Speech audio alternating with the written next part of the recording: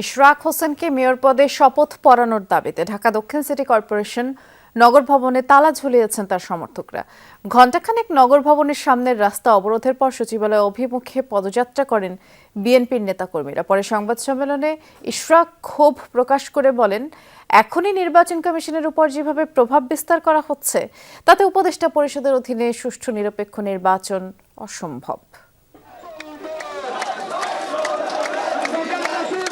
BNP নেতা ইশরাক হোসেনকে ঢাকা দক্ষিণ সিটি কর্পোরেশনের মেয়র পদে শপথের ব্যবস্থা করার দাবিতে নগর ভবনের গেটে তালা ঝুলিয়ে দেয় বিএনপি ও এর অঙ্গ সংগঠনের নেতাকর্মী ও সমর্থকরা। অবরোধ করে রাখা হয় নগর ভবনের সামনের সড়কটি।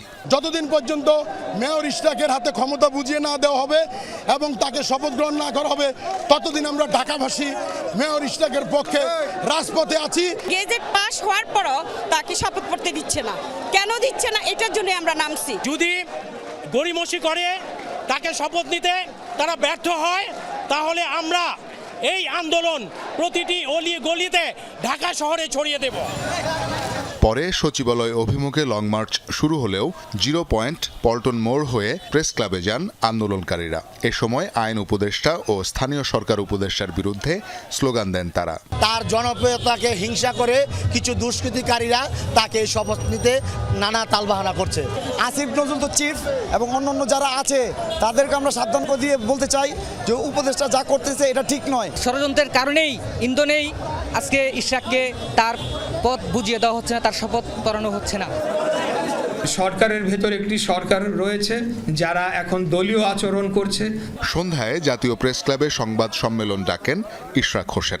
অভিযোগ করেন আদালতের রায় এবং নির্বাচন কমিশনের গেজেটের পরও বিএনপি প্রার্থী হওয়ায় তাকে শপথ পড়ানোতে কালক্ষেপণ করছে সরকার।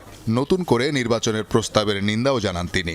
এনসিপি একটি তারা বিবৃতি দেয়, সেখানে বলা হয় যে এরকম এই রায়ের বিষয়ে পর্যবেক্ষণ করা হয়, এমনকি যে বিচারক তার ব্যাপারে বিষোদ্গার করা হয়। দলীয় ব্যক্তিদেরকে প্রশাসক হিসেবে বসাবে এবং আগামী নির্বাচনের সময় একটা ফায়দা লুটবে এবং বর্তমানে যে অর্থনৈতিক লুটপাট চলছে সেগুলা চলমান রাখার জন্য তারা এখন আমাকে বাধা প্রদান করার সিদ্ধান্ত নিয়েছে। দ্রুতই মেয়র হিসেবে শপথ পড়ানোর দাবি জানিয়ে ইশরাক হোসেন বলেন, আদালতের রায়ের পরও নির্বাচনকে অবৈধ বলা আদালত অবমাননার শামিল। এই উপদেষ্টা পরিষদের অধীনে একটি সঠিক সুস্থ নিরপেক্ষ জাতীয় নির্বাচন স্পষ্টতই দেখতে পাচ্ছে এটি সম্ভব নয়। শওকত মঞ্জুর শান্ত, যমুনা নিউজ, ঢাকা।